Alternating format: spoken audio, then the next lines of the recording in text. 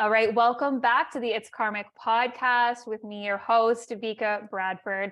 Today, I have the honor of one of my soul sisters on the show, having a deep conversation that I'm friggin' pumped about. Jamie Thrasher. I don't know, what is your astrology handle right now? I had a brain fart. It always changes. I have so many conversations with people Scorpio. about this. It's Lilith_Cove. Okay, it's the Scorpio, Gemini, like you're just always transforming. We were literally, guys, before we hit play, we were talking about Jamie's big Scorpio 8th house Gemini signature. So that's exactly why you're always changing your handle, which is totally fine. So Jamie, welcome. Thank you for having me. So good to be back. It's so exciting because it's been a hot freaking minute, because you were one of my very first guests on the show. In 2021, and we're in 2023. So wow. So many shifts. So guys, anyone listening that hasn't listened to the first episode with Jamie, you're going to have to go all the way back to the beginning, and we talk about shadow work. And it is one of like the best episodes if you are interested in astrology, karma, shadow work, all the 8th house, Pluto, Scorpio stuff. That conversation is there, and you can learn Jamie's story there. It's really powerful, really potent how she got here. But today we're going to be talking about some new topics that I'm sure are going to be shadowy because we just go there anyway. But tell us about, because you have been transforming, as we all have in the last, year and a half, into, your most beautiful version of your astrology. And in that, you've been diving into the feminine, the masculine, the goddess, the god. Tell us more about that dive you've been taking. You know what? A lot of my own personal journey has been just on like the internal energies that we look at, which are masculine and feminine energies. And I realized in the last couple of years that I grew up in this like household that wasn't nourished. Like my feminine was very repressed. And so I just been learning that. And then I was like, okay, like there's got to be more to astrology, and like how I started to step more into my feminine energy and to like accept her as her, because there's been a lot of like repression, like I just said, within her. And that there's a lot of stuff on my chart that even like speaks to that, and a lot to my chart that speaks to like shining my own light and not like dimming my light. And that was a lot of what I was doing for so long. But then something that I got into in the last year was really looking into like the goddess asteroids, because astrology speaks to a lot of like the gods, because a lot of it's based out of Greek mythology, and the main planets are associated with like masculine energies. And I mean, they all in a sense have a relation to feminine, and that's weaved in there very nicely with astrology. But just with like the mythology itself, all of that has been like kind of shunned and repressed. And so when I started looking into the asteroids, the goddesses, it just like opened up this whole new can of worms. I'm just like, holy shit, excuse my language, but not. Not at all. It's just like, it just expanded the whole view of like what astrology can be. And it's almost like we're looking at it to be so small, even though it already was like so large. But it's like, it has opened up this like whole new world of like potentials of expression. And also with the feminine energy, a lot of the goddesses speak to a lot of like the wounds that we carry through us through like our ancestral lines. So when we can start to like, I know we have the moon and we have Venus, and that's kind of the overall like archetypes of the feminine. Except that there's so many more like specific pathways that we can take that each individual is going to feel a little bit more connected to, or there's going to be a little bit more authenticity in the story that they're hearing. And they're like, wow, like that really relates to me. And that's kind of what the goddesses help us do. Yeah. I love that, because I'm just thinking about, I don't remember what I was reading or watching. There's just, you and I are the same, that we're always studying, always reading. But I was reading something that was talking about how astrology, traditional astrology, there is only one feminine zodiac, which is Virgo. Literally everything else is either male or a creature. So like, traditional astrology only included one feminine thing, and then Venus, one feminine planet, and then gave the moon, let's say the moon has its feminine energy too, but really if we boil that down, that's not a lot of feminine energy. So I like it that you point that out, because when we are working with the archetypes, and both you and I work with the archetypes in very feminine ways rather than the traditional masculine ways of every single zodiac being associated with a masculine frequency, even though we have the feminine and the masculine polarity and everything. It is very masculine focused. And even when we think about, like, my favorite thing to think about right now is how so many guys like get on astrology girls, right? They're like, oh, you guys are crazy. You're not intellectual if you study astrology. They just put out some stupid study that if you study astrology, you're a narcissist and you have low intellect. And that's like this male thing that's coming across right now. Not any of the males watching this or listening to this, because you're my people. But when traditionally astrology was studied by men, only men. Yeah. Right? And so that's like one of the pathways, and that's one of the things that's like being called to heal too, is that like relationship between the man and the female. And a lot, even when you talk about like all what was in the past, was a lot of like the masculine planets that were coming out, those masculine signs that were out. It's interesting because like even like the 4 main goddess asteroids that when they were discovered was when there was this like resurgence of like feminine energy coming to the surface. So of course, like as above, so below, you're going to start to see like, oh, this is in the cosmic stars. We have these goddess feminines coming out. And within the earth plane, we have like more feminines starting to like fight for their rights and whatnot, to have that to be seen as equals to men. And that even carries us into like the Aquarius frequency we're in right now is an androgynous frequency. And we're seeing the highs and the lows of that. We won't get into that today, but like we are seeing the highs and the lows of no gender or androgyny of all genders. So like it is interesting, the as above, so below, as you mentioned. I love this. So tell us, because you know, the asteroids, I love them. One day I will get there. One day I will get to you. But it's you know, so much. It's so much. And my studies take me in a completely different route. I have, you know, Dimitra George's book. I have so many things. I just bought a book on Eris. I'm going to read it because, you know, it's potent, but my studies take me on like this other journey. And so I love when I can connect with astrologers who are studying the things that I don't have the time to study, so that you can show my people and me the magic of like a whole different world. Like you mentioned, it's like a whole different world of information. So tell us about like why the feminine? This is a rhetorical question, but like why is it so important to be talking about the feminine in relationship to astrology? Just in regards to like, for like when we go into like we get a chart reading done, if you're just looking at the simple like the main planets that you're doing, which is a beautiful thing, there's so much that can be uncovered. But for I guess people that are focused on coming into more like internal harmony with themselves becomes such a big thing. Especially like, I know we're talking about masculine and feminine energies, but every single one of us has that inherent within ourselves. And I think, you know, when we start to integrate the feminine into that, we start to pull in this whole like other piece that's been missed. And so when we're looking at all the other planets, like, again, like it gives us this really amazing story, but then it's almost like there's like this missing piece. And so, for example, I know you've worked a bit with Lilith too.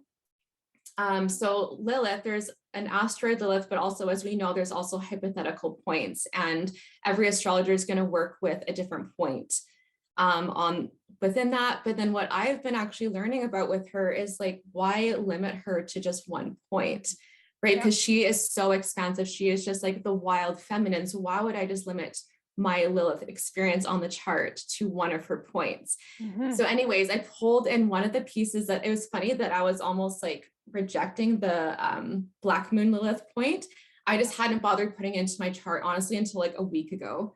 Was I was that like, because like let's explain for anyone listening, sure. They're like, what are you talking about? Sorry, so there I'll is, jump around all there's like there's a few different Lilith points. There's the true Black Moon Lilith, the mean Black Moon Lilith, the Lilith asteroid, and then there's another one I haven't explored, which maybe you have. It's the Waldemath or something like that.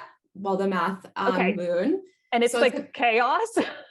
yeah, honestly, I can't say like I've gone 100% into this. Like I almost with like all the asteroids, I swear I'm just like scratching the surface. So there's only so much I can uncover, but it's basically another like theoretical sort of point that is in the sky. They kind of speak to it as like a ball of like black smoke almost. Like black mass. Ooh. Yeah, like they've never seen it, but they like think that it's there. So yeah, that's about as much as I know about it in like the sky.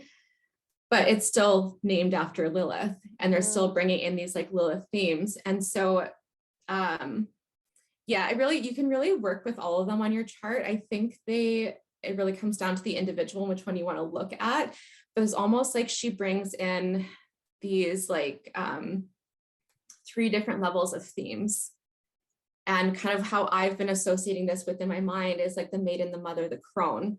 And so she has like all of these beautiful lessons to her. So we'd see like the asteroid Lilith as like the maiden, as like the innocent sort of like, I still just want my equal partnership. I want this. I want to be treated this way because in my fullest expression. And then that was rejected by Adam. So in turn, she retreats, right?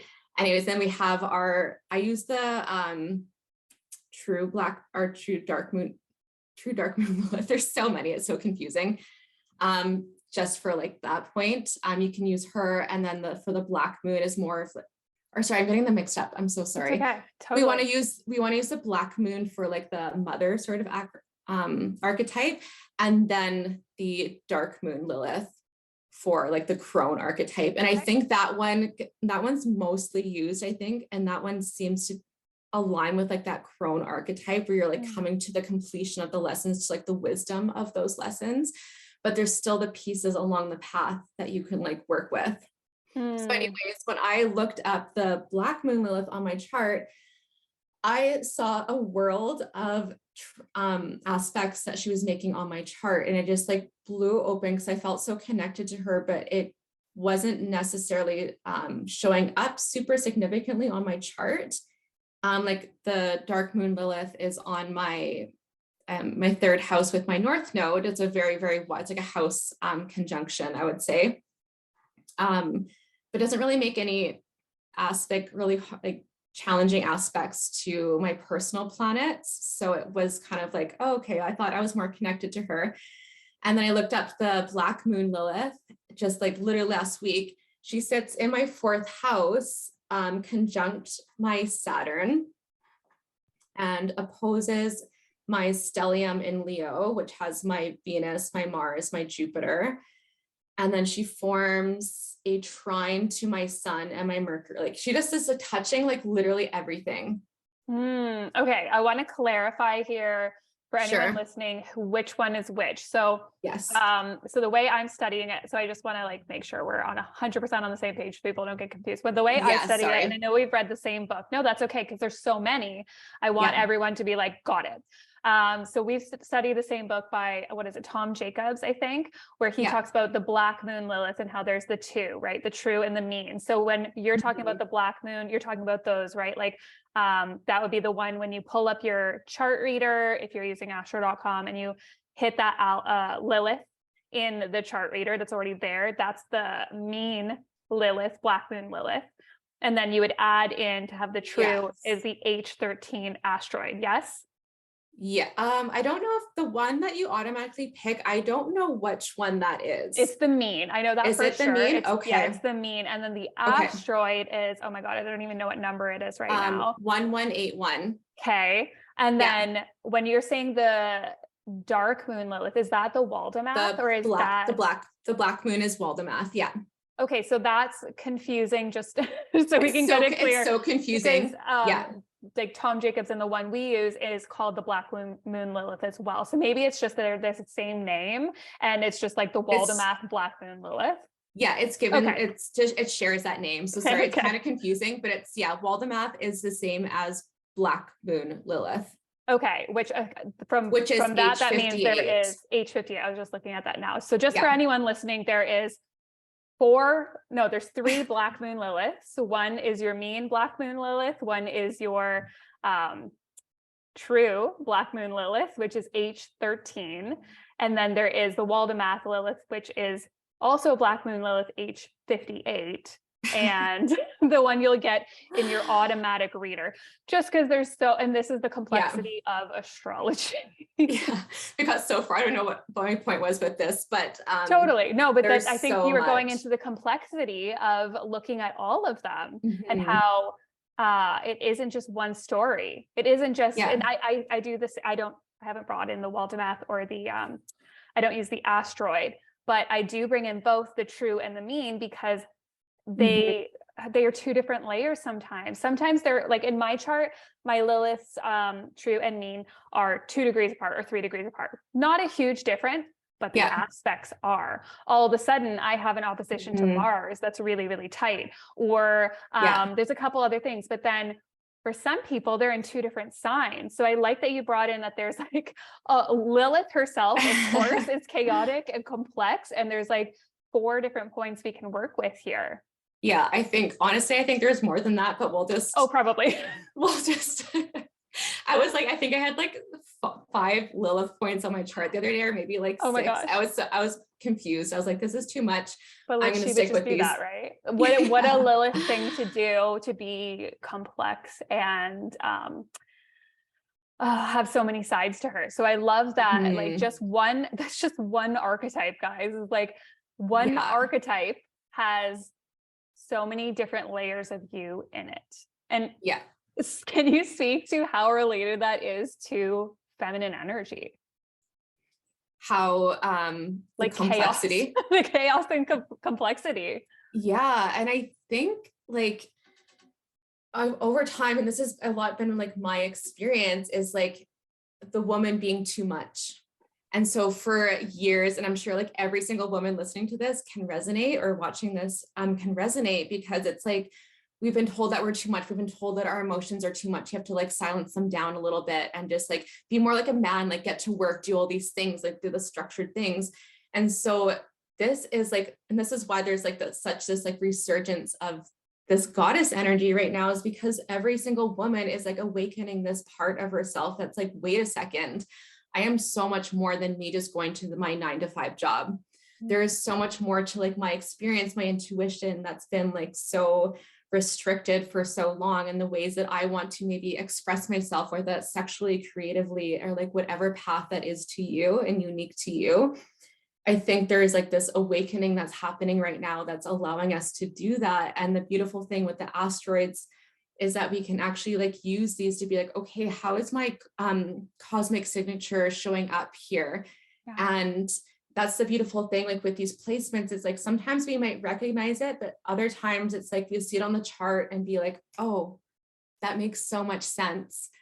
I get now like why this experience happened to me, because I needed to learn this thing. And the only way that sometimes we can see that is by looking to the chart. And that's like a long-winded story, I think, to your previous question, but like, no, it's perfect. I can see how this was placed, and I can see the sign that it's in, the house that it's in these lessons. And wow, like, holy shit, I can see this. And now I can once you can recognize like the pattern that of your like suppression of your wild, untamed energy, then you can start to be like, okay, I'm going to feel this and lean into it a little bit more. And then that's when you find like that awakening of the feminine energy within yourself that's been dormant for so long.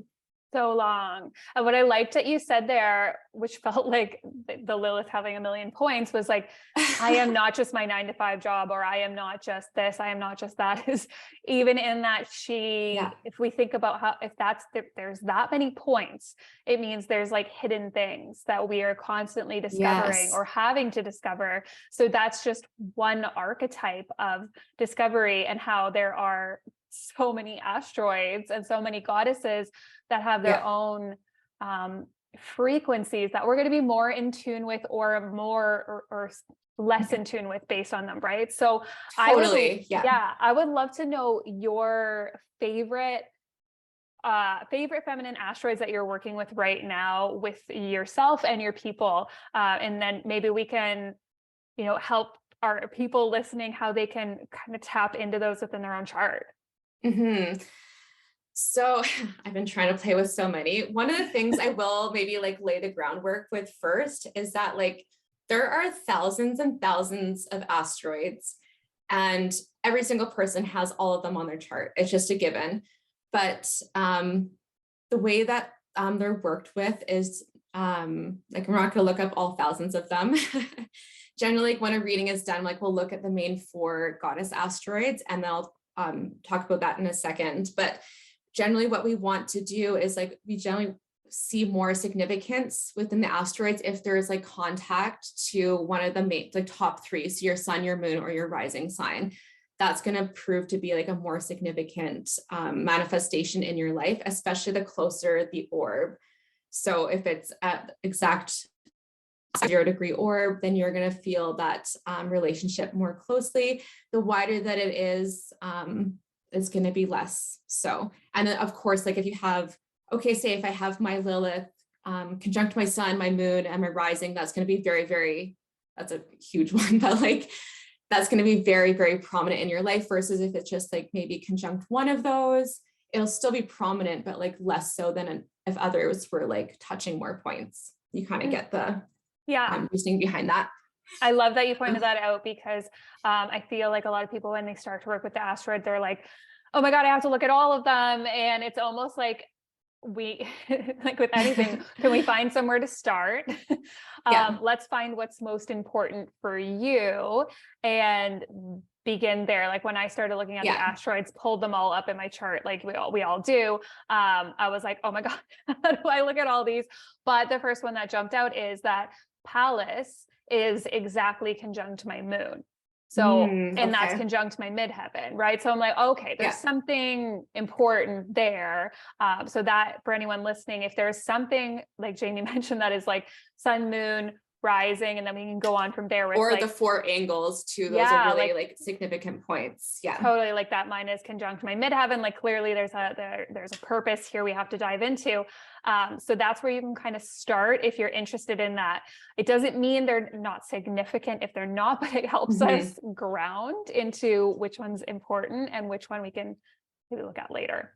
Yeah, like it's a cool exploratory process if you go to astro.com and just play around with it. So the ways that I would like recommend to do it is we have the 4 main goddess asteroids. We have Ceres, we have Vesta, we have Juno, we have Pallas, like you just mentioned. So those will, when you go to astro.com and you go to the extended chart selection to make your birth chart and you scroll down to like the additional objects and stuff like that, you'll find on the left-hand side that there's going to be like an extra asteroids that are listed there. And then those 4 goddess ones are at the top somewhere along there, along with one of the Lilith points too. So if you just want to easily enter those in, you can. And another way too is like trusting your intuition. So if you're drawn to work with a certain goddess, just search that in, and you can go alphabetically on the system and search for it. Another quick way to do it would just be like to Google search the goddess's name and then be like, what's the asteroid number for this? It may or may not come up. They're not all there, but generally, especially like the Greek goddesses will always have like a Roman name too. Or if you're picking from a different sort of mythological background, you can see, okay, what's the association to Greek myth? Because lots of them are in the Greek myth. So you might not find all of them, but you'll find something that's similar generally that you can work with. I love that. Yeah, I think that's great. So, okay, let's give like a little small, not overwhelming overview of the 4 goddesses, of the 4 main goddess archetypes that people can look into.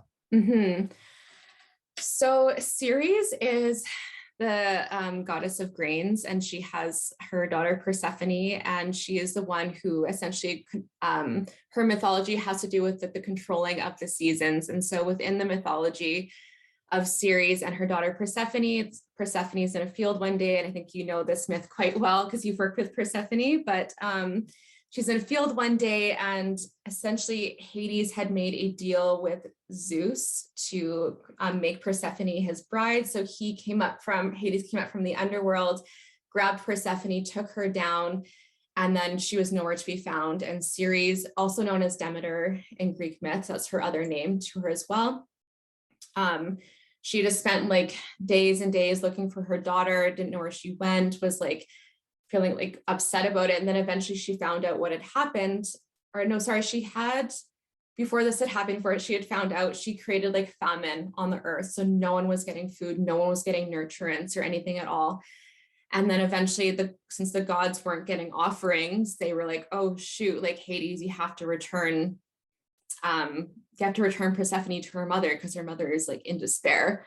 And essentially when Persephone was in the underworld, she had been tricked into eating pomegranate seeds, which are basically a lockdown to staying in the underworld, which is also like a sacred symbol of sexuality as well. So it's with Persephone's myth, if you're looking at her in the chart, it's like this advancement, or not advancement, but kind of like a growing up into womanhood, into her like form of sexuality from like her childhood, which she was with her mom.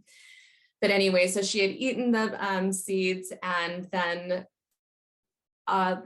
long story short, they made like a deal that she would spend a few months in the year down in the underworld with Hades being his wife.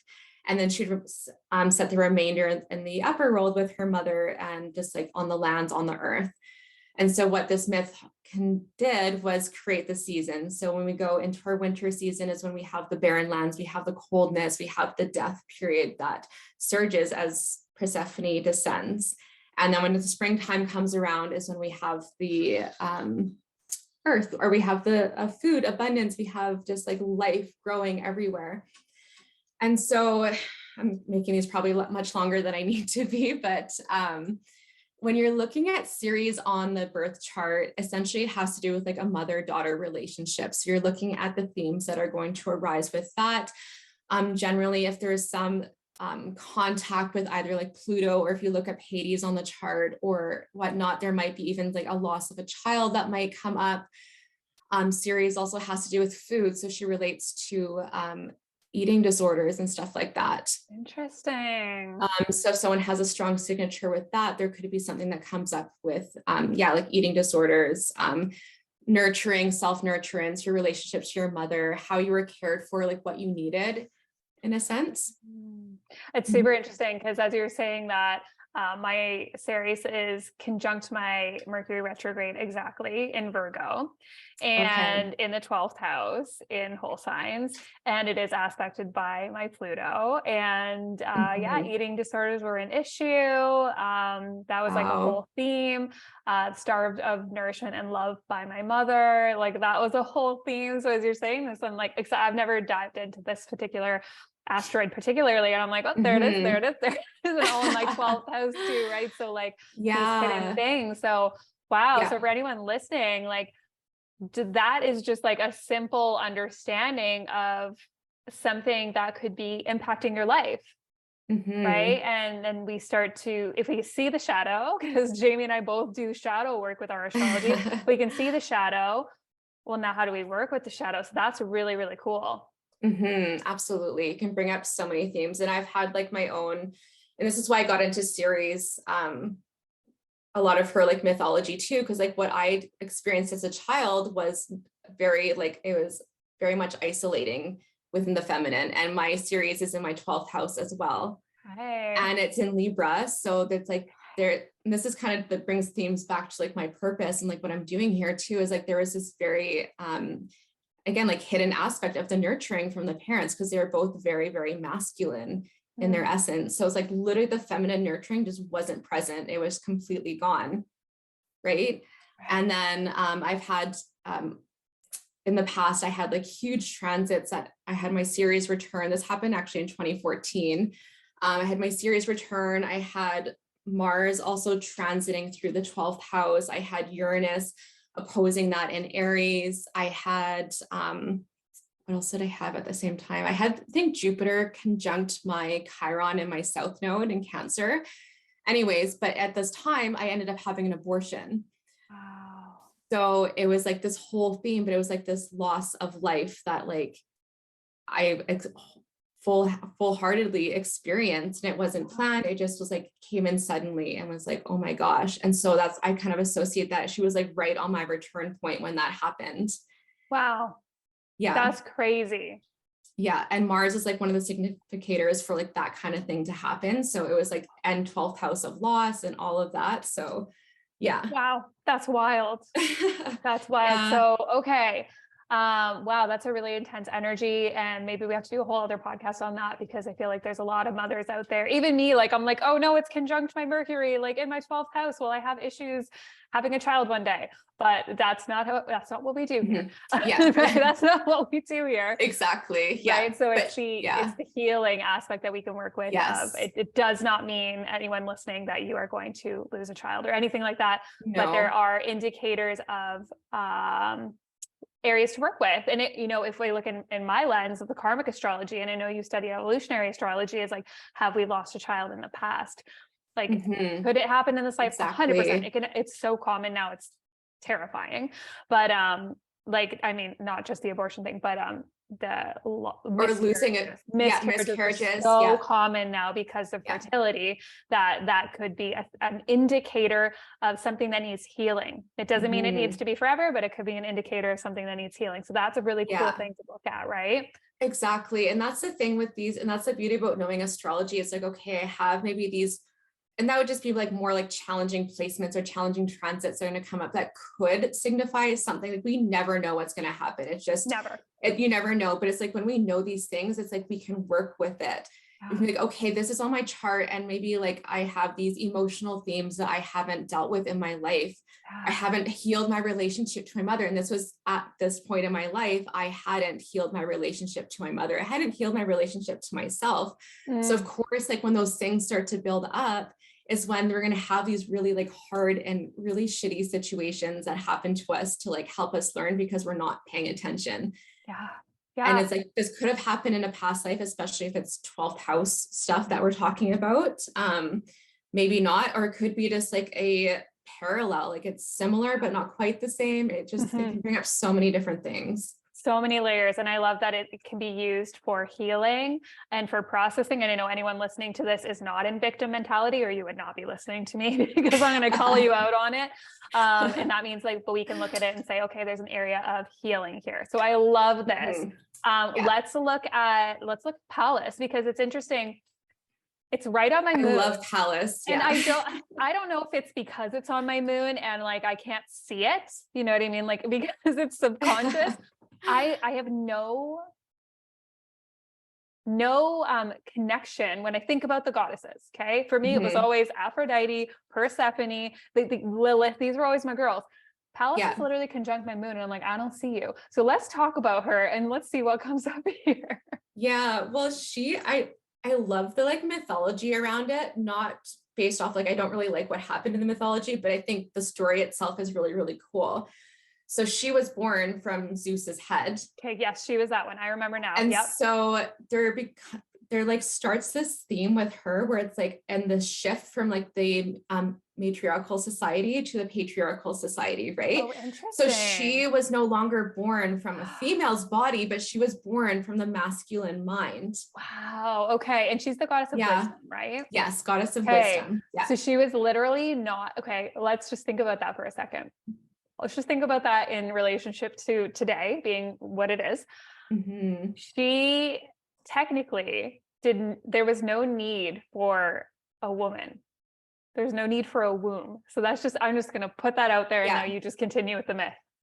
Yeah, there was no need. And so she comes out of her father's head. And so she's born from the mental space, which the mental space is beautiful. And us females all have that, but she was very disconnected from the natural intuitive, or she does have an intuitive nature, but like body intuitive nature, the feeling nature. Yeah, like she wasn't like squeezed out of the canal of the divine feminine. Yeah.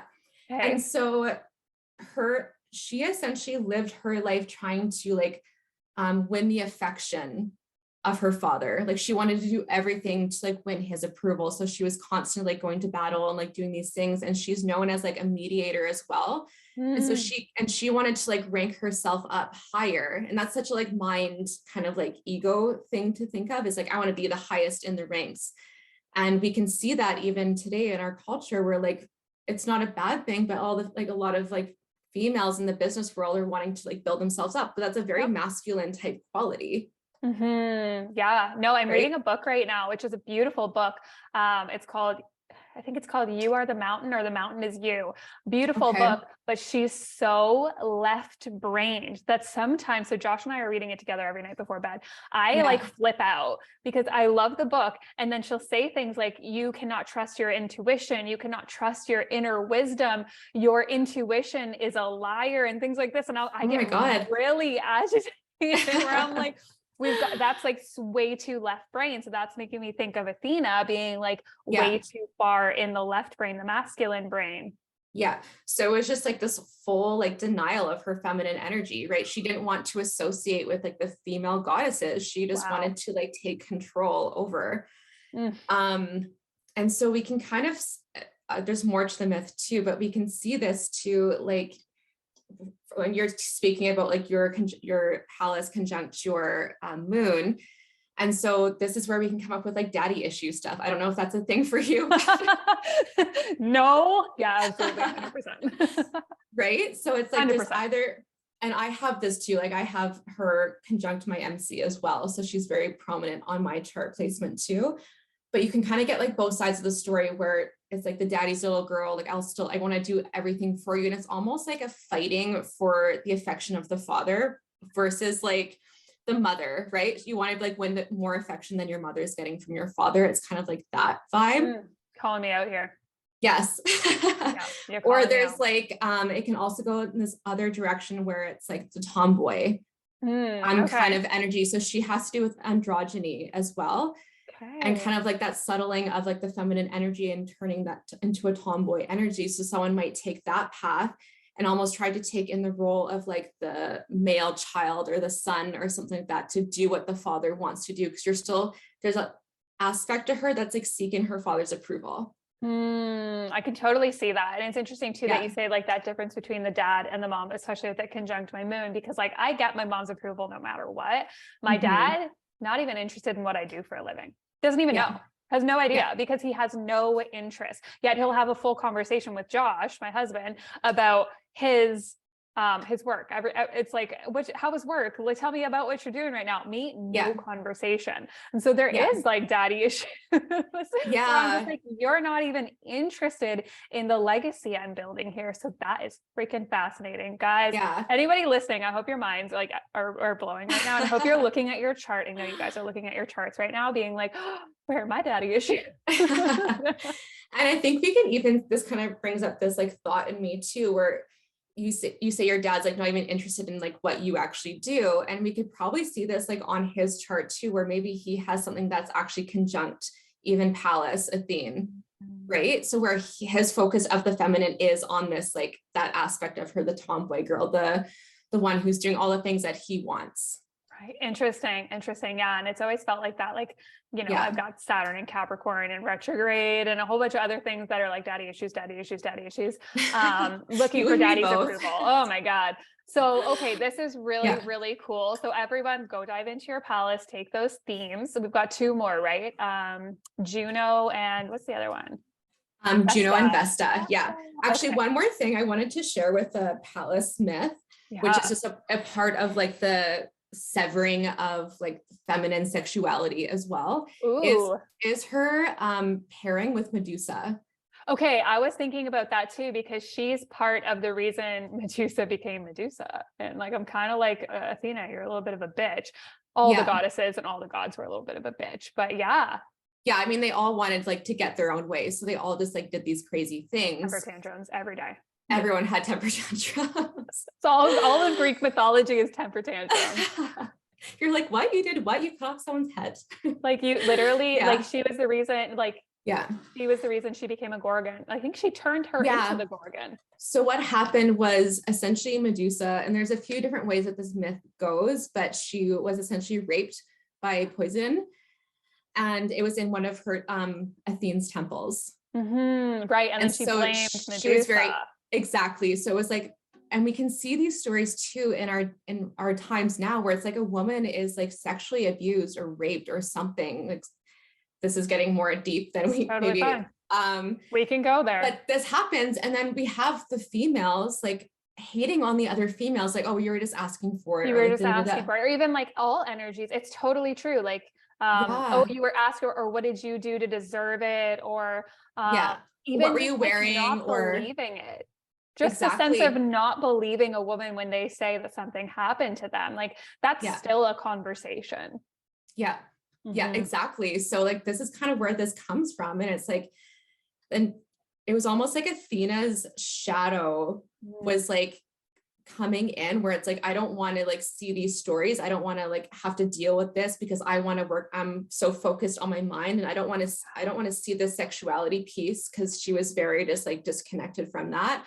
So for her, she was like, I'm going to she turns Medusa's hair into snakes. And then what she did was just her, whenever she would look at a man or whatever, they would turn to stone. And so essentially Athena was the one who told Perseus to go and kill her. So she had help from Perseus, from Hermes, to go and kill Medusa. And what happened in the end was Perseus cut off Medusa's head. And then Athena essentially put that onto her breastplate as like her shield. Yeah. So it's just like an interesting thing where it's like, hey, I just like killed this other woman, but I'm still holding on. Medusa's blood had a lot to do with like really powerful healing within the living and the dead. So there's a lot of like ritual stuff that could be done with her blood. But anyway, she had her head on her shield essentially and fought with her. Except it was like a repressed side of her that she was like protecting herself against. 100%. And I work with Medusa a lot. I absolutely love her energy. But it's so true. Like I think she gives did she give the shield to Hercules to fight the Hydra or something like that, where essentially it's like uses the shield to turn I think it's a Hydra into stone, something like that happens. Yeah, where exactly. it's carried through. So that's super interesting. Very masculine, very turning on your fellow woman. Witch trials, anybody? Yeah, exactly. Yeah. Right. Like I think it was something like 92% of the of people accused of witchcraft were by other women. So okay, we've got another layer of this with Pallas Athena too. So that's super fascinating. Cool. Yes, totally. So yeah, it's just really cool to look into that. And it's like, okay, what parts, when you're looking at your chart, what parts am I repressing? Or, you know, like, what am I repressing in others, or whatever is happening? It's like, how can we let this emerge? It's like looking to this point as a shadow on your chart, essentially, at this day and time. Totally. Okay. I love this. So, okay. We're running out of time here, but we're going to get through them all for you guys listening, because we want you guys to be able to look. So let's go maybe even just like key points for Juno and then Vesta. And let's go key points. And then if you guys want to dive, or if you guys love this and you want us to go more into mythology, maybe have Jamie on again. You guys got to tell me, comments below. If you're out listening to the podcast, you got to tell me, do you want Jamie to come on, talk about more mythology? But yeah, let's go. Talk about this forever. Cliff notes. Oh, I could too, right? Okay. Like, let's go cliff notes. Juno. Okay. Yeah. So basically, Juno was Hera in Greek mythology, and she was married to Jupiter. Ugh, poor and girl. So, right.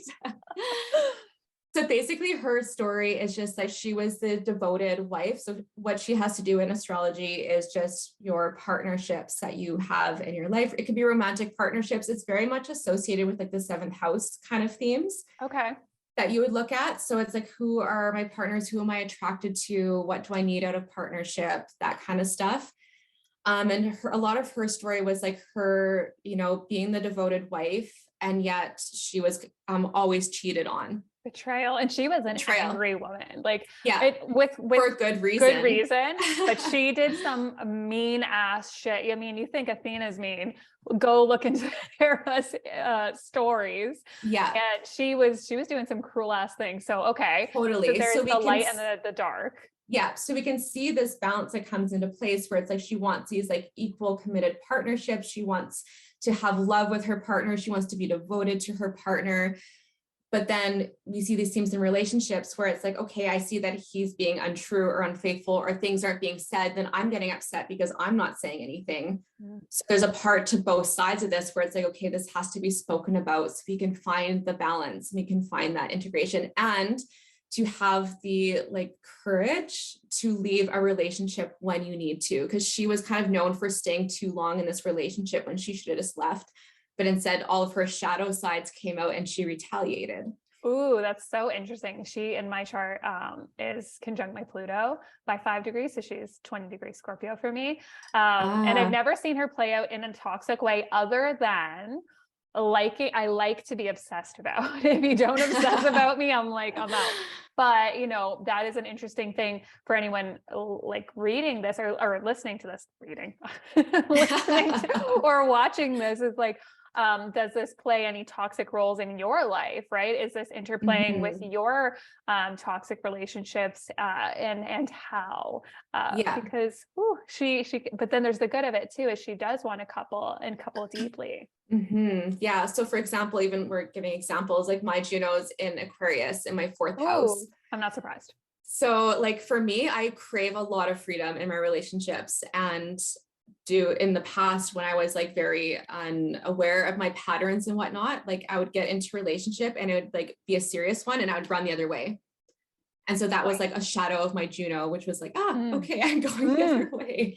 Yeah, that's so true. And I see that for you totally, the freedom level, the like, don't put you in a box level. And then now you're making me see my own layers of like, relationships where I was obsessive. Like I would like, there were relationships I would cry over for like years. And I'm talking about since I was like 6. 6 years old. Wow. Okay. Libra rising, it's an issue. But like I would literally obsess about these like certain people. I would hold on to it for years. So and it's in my 2nd house too in whole sign. So that's super interesting. Okay, we're finding layers here. And I guess add another layer to the freedom, which makes it like confusing. She opposes my natal Venus. And that the whole stellium there, but it's like there's a level to me that desires to be adored. 100%. But it's like give me freedom, but give me space, and that's also very much a Scorpio thing too, which is associated with my rising. And 100%. It's this attention thing, right? When there's that joke that's on like on the news where it's like give me space and attention, give me attention. That's totally what it is. It's like love me, but don't love me too hard. And if you cross that line, but if you don't give me enough, interesting. Yeah. So it's like seeing these and like seeing their patterns on your chart to be like, okay, like how is this going to show up? How am I going to like maybe retaliate? And 100%. Can I maybe retaliate in a healthier way? Which is literally my life's work with my Juno, and realizing she was in Scorpio. I was like, oh, stop stinging people, which I have, thank goodness. I operate from love now, but when I was younger, I did not. So that's really cool. Okay. So anybody, and you guys, like I'm going to say, get a reading with Jamie if you want to go deeper on this stuff. Cause we're just like scratching the surface. Barely. Yeah. Okay. Our last Cliff Notes version is Vesta. So Vesta has a lot to do with like your, like sexuality as well. That's been a big part of us, like not in relationship though, but to self. And so this is the difference between her, because there was all these Vestal virgins in ancient Rome times. And so what would happen is like these priestesses essentially would be so dedicated to like performing rituals every single day, like keeping just doing all this kind of stuff for the society that they were, or the town that they were living in. And essentially they had men coming in. So they were like considered this like high level of goddess, and they wanted their like rulers essentially to continue having this like pure blood. Like Vesta is very much associated with the sign of Virgo, with like the virgin. But essentially they would have like men come in and have like these really deep, like spiritual, sexual relationships with these women, or like experiences. It's more of like a transcendence of like the Kundalini type energy experience that we would want to embark on. So anyways, they essentially were having these moments, and they would be birthing these like new kings and people that were ruling. And essentially as like the patriarchy stepped in, all these kings were like, no, like, because they never knew whose child was who, or like whose man had whose, or like whose woman had each man's child. Like it was always just like a mystery. It's not going to work in the patriarchy. But it was it was seen as like they were so dedicated, and they had these beautiful practices, and they were like magical beings essentially. And so that's why these children that were being born were leaders, because they had those traits to them. But anyways, eventually at one point, one man was like, I want to know who my bloodline is, and I want to make sure that he's ruling, and da da da da. So then they started to be like really, really shamed, these like Vestal virgins. Okay. Yeah. So they're shamed, they were killed. And so when we look at her on like our charts now, it brings in multiple themes. It brings in like the sexuality theme. And like, are you comfortable with your own sexuality? That's like a really basic level of that archetype, is like, can you express that? And are you comfortable like with yourself? And then also on the other hand of that comes like with these dedicated ritualistic practices that you can like bring in as well. And then you can see that through like the signs of like how that's going to be expressed. Yeah. And I know she's supposed to be like the keepers of the flame, right? The keeper of the hearth. Yeah. So I love that too. And learning, must have been last year or the year before, learning about like the word virgin, how it comes from the Vestal virgins, and it actually means sovereign to oneself, right? Like the Vestal virgins they were equal to men.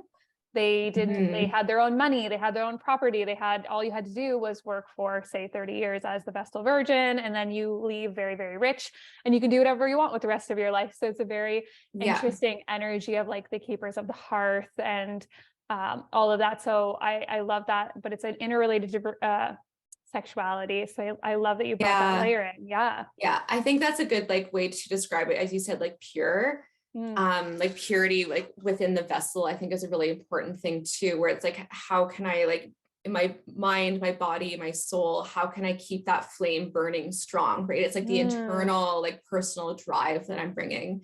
I love that. Right. Along with the sexuality piece. So it's kind of interesting because she brings in those like both sides of that, which are like different, but like all in one, the same as well. I love that too, because mine's conjunct my Mars in Gemini.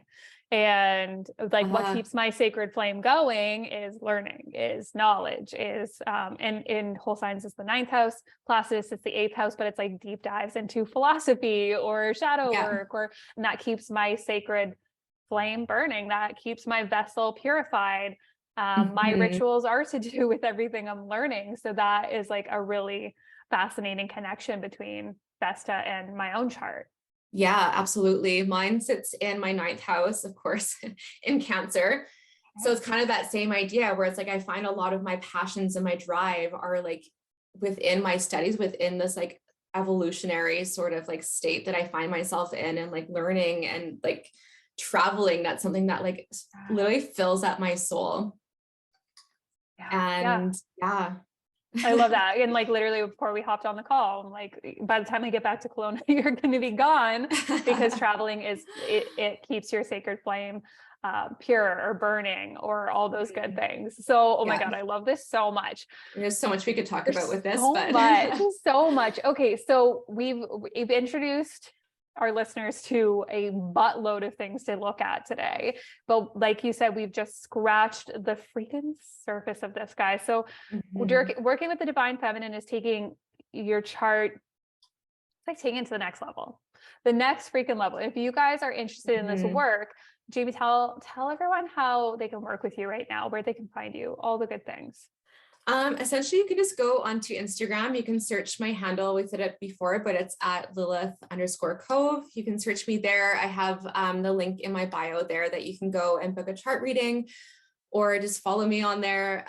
Give me some likes, give me some love. And I'm booking chart readings right now. Hopefully have some other things in the works that I'll hopefully be doing in the future to work with more than one person at one time. But right now, just like one-on-one chart readings that you can book.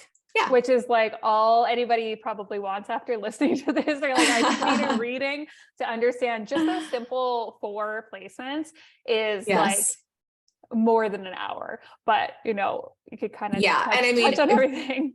If we would go into a reading, I probably would look at, okay, like which one's making the strongest like aspects, or maybe which one's forming a strong transit currently for you right now. And that's what we would probably dive into, would be like looking at that. So good. Yeah. Okay, guys. So Jamie, thank you for this conversation. Thank you for your knowledge. Thanks for having me. Oh my God, it's my honor. This was so juicy. And like, literally we talked for an hour and I'm like, oh my God, that's me. That's me. So you guys know after this, I'm diving into my own chart and going into my daddy issues, clearly. Aren't we all? Aren't we all? Thank you for coming on. Thank you for everything. I just love connecting with you so much. Thank you so much for having me. This was so much fun. You're so welcome. And to all the listeners, or if you're watching on YouTube, I will link everything for you to connect with Jamie below. I'll link her Instagram, I'll link her website, all the things, so that you can go either book a reading or just go follow her, because she's posting, you know, beautiful content every single day. So go be in her space and learn what you can just from there. And I can't wait to see what you guys learn from this. Please drop comments, drop your thoughts, let us know what you're thinking, and make sure to like and subscribe so we can keep doing this sacred work.